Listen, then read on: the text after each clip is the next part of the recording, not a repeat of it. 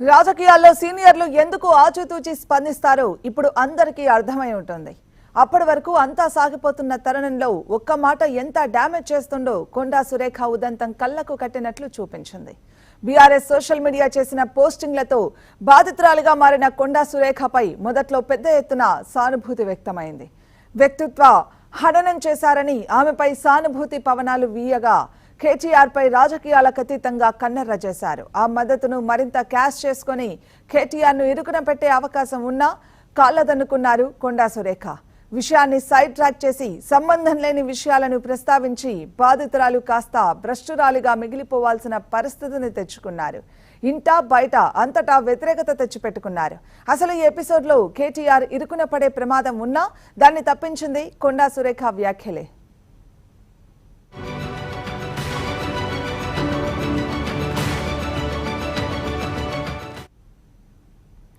ఇక కేటీఆర్ ను విమర్శించేందుకు భావోద్వేగంతోనే ఈ వ్యాఖ్యలు చేశారని, తన వ్యాఖ్యలను కొండా సురేఖ ఉపసంహరించుకున్నట్లు ప్రకటించారు. ప్రత్యర్థిని ఢీకొట్టాలంటే భావోద్వేగంతో అసలు అయ్యే పని కాదు.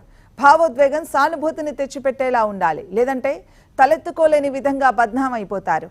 ఇప్పుడు కొండా సురేఖ ఈ రెండో జాబితాలో చేరిపోయారు. అందుకే రాజకీయాల్లో ఆచితూచి మాట్లాడడం మంచిది, లేదంటే అప్పటి వరకు సంపాదించుకున్న ఏళ్ల నాటి ప్రతిష్టను ఒక్క నోటి మాట పెకిలించేస్తుందని కొండా సురేఖ ఎపిసోడ్ స్పష్టం చేసిందనే అభిప్రాయం వినిపిస్తోంది.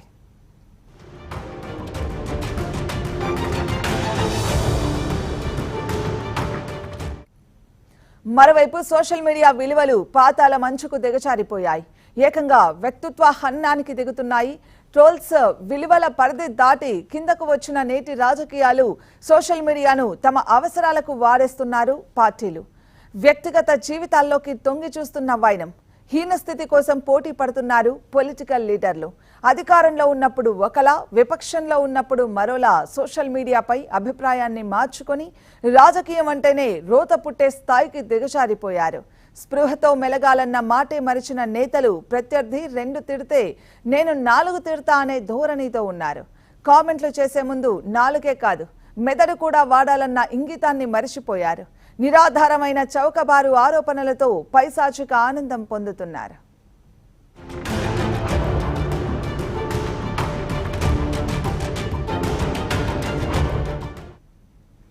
ఇక సోషల్ మీడియాపై నియంత్రణ బాధ్యత ఎవరిది?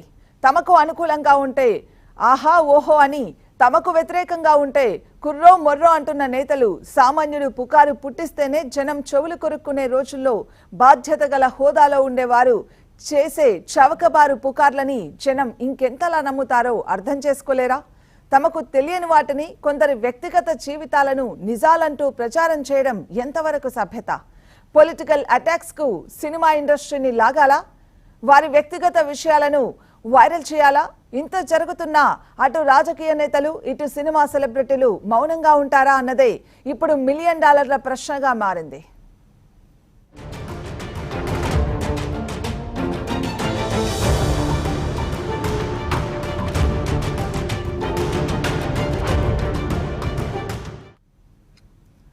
తనకు చేస్తే అవమానం, తాను చేస్తే గౌరవం అనుకుంటారు రాజకీయ నేతలు. నేతల మధ్య ఎన్నైనా ఉండొచ్చు, కానీ వారు రాజకీయాలతో సంబంధం లేని వ్యక్తులు, కుటుంబాల్ని తమ మధ్యకు తెచ్చి వారిని రోడ్డున పడేయకూడదు. దురదృష్టవశాత్తు తెలంగాణలో అదే జరుగుతోంది. తన ఫోటోకు తప్పుగా క్యాప్షన్ పెట్టి పరువు తీశారని కన్నీరు పెట్టుకున్న కొండా సురేఖ ఇతరుల్ని అంతకంటే ఘోరంగా అవమానించారు. తనపై పెట్టిన పోస్టుకు సమర్థింపుగా మాట్లాడిన కేటీఆర్ ను టార్గెట్ చేయడానికి ఇష్టం వచ్చినట్లుగా మాట్లాడారు. కేటీఆర్ ను ఆమె ఎన్ని రకాలుగా తిట్టినా, విమర్శించినా అది రాజకీయంగానే ఉంటుంది. కానీ కొండా సురేఖ అసలు కేటీఆర్ కన్నా ఎక్కువగా అసలు వివాదంతో సంబంధం లేకుండా నాగార్జున కుటుంబాన్ని, హీరోయిన్ రకుల్ ప్రీత్ సింగ్ ను తీసుకువచ్చారు. వారి విషయంలో కొండా సురేఖ చేసిన వ్యాఖ్యలకు ఎవరి వైపు నుంచి సమర్థింపు రాదు. ఇంత ఘోరంగా మాట్లాడే మహిళా నేత మరొకరు ఉండరని విమర్శలు కూడా ఎదురొస్తాయి.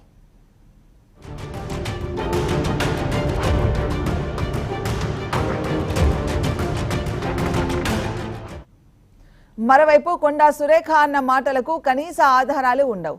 ఎక్కడెక్కడి గాసిప్సో వెతుక్కొని వచ్చి చెప్పడం గౌరవనీయమైన వ్యక్తుల లక్షణం కాదు. వాటికి ఆయా కుటుంబాలకు వివరణ ఇచ్చుకున్నా అసహ్యంగా ఉంటుంది. కొండా సురేఖ ఏ మహిళా నేత చేయని తప్పు చేశారు. అందులో అనుమానపడాల్సిందేమీ లేదు. అలాగే నాలుక వాడే ముందు మెదడు వాడుతున్నామా లేదా అనేది కూడా పరిశీలించుకోవాలి. లేకపోతే యాక్సిడెంట్ అవ్వచ్చు, సంబంధం లేని వారికి దెబ్బ తగలచ్చు.